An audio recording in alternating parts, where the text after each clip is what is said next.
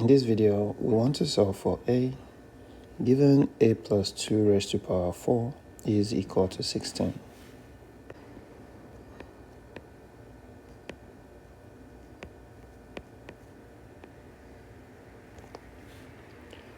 Given a plus 2 raised to power 4 is equal to 16, we can express 16 here itself as 2 raised to power 4. Therefore, a plus 2 raised to power 4 is equal to 2 raised to power 4. Then a plus 2 raised to power 4 minus 2 raised to power 4 is equal to 0. We can also write this as a plus 2 raised to power 4 here we can write as 2 times 2. Then minus 2 raised to power, the same thing goes for the 4 here. So we have 2 times 2, then equals to 0. Then, by law of indices, given a raised to power m raised to power n, this is the same thing as a raised to power n times m. This is what we currently have. So it means that our equation can become a plus 2 raised to power 2, then raised to power 2, then minus 2 raised to power 2 raised to power 2 equal to 0. This gives us difference of two squares, and by identity, given m squared minus n squared, we'll factorize this as m minus n times m plus n. In this case, our m is a plus 2 raised to power 2, and our n is 2 raised to power 2, which is 4. This then gives us a plus 2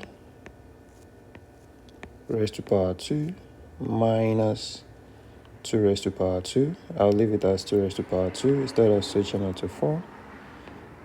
Then all of that times a plus 2 raised to power 2 plus 2 raised to power 2 equal to 0. Again, the first expression here gives us difference of two squares. So we can factorize that to give us a plus 2 minus 2 times a plus 2 plus 2. That's for the first expression. And this here remains the way it is, which is a plus 2 raised to power 2 plus 2 squared. All of that's equal to 0. Let's tidy this up. This cancels this, leaving us with a. 2 plus 2 here is 4, so we have a into a plus 4. Then times, I'm going to open up this bracket. This will give us a squared plus 4a plus 4. Then 2 raised to power 2 here is 4. Then equals to 0. This gives us a into a plus 4 into brackets a squared plus 4a plus 8 equal to 0. This would then imply that either a here is equal to 0 or a plus 4 is equal to 0, or the last expression, a squared plus 4a plus 8 is equal to 0. The first here is already solved. Let's call that a1. The second one here A will give us -4, and we're going to call that A2. Now, this is a quadratic equation. We're going to solve this to get 2 more values of A. So we have A squared plus 4A plus 8 is equal to 0. From here, if we compare this with ax squared plus bx plus c equals 0, we get a is equal to 1, b is equal to 4, and c is equal to 8. Now, we're going to use the quadratic formula, which is a equal to -b plus or minus square root of b squared minus 4ac, then divided by 2a.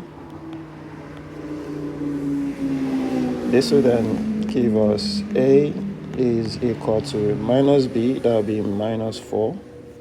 So we have 4 here plus or minus b squared will be 4 squared minus 4 times a here is 1.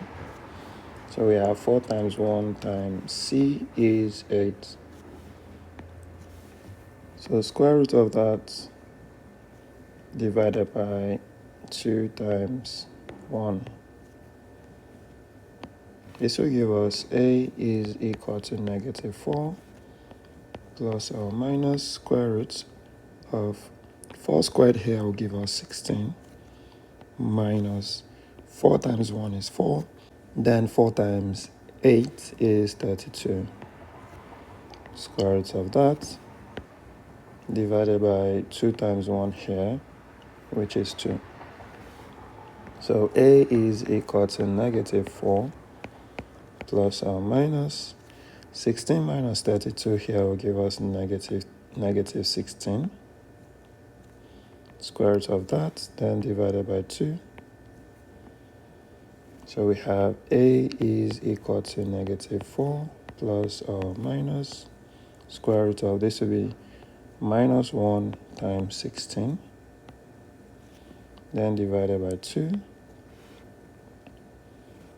A is equal to -4 plus or minus. We can separate all of this radical into square root of -1 times square root of 16, all divided by 2. So a is equal to -4 plus or minus square root of -1 here will give us I, and then square root of 16 here will give us 4 divided by 2.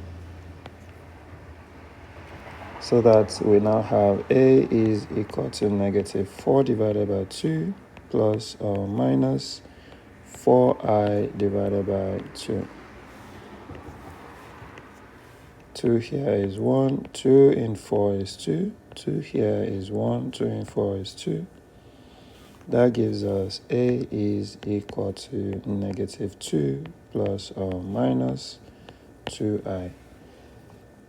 So we separate that to give us a is equal to -2 plus 2i, or a is equal to -2 minus 2i. Earlier we got a is equal to 0, and we also got a is equal to -4.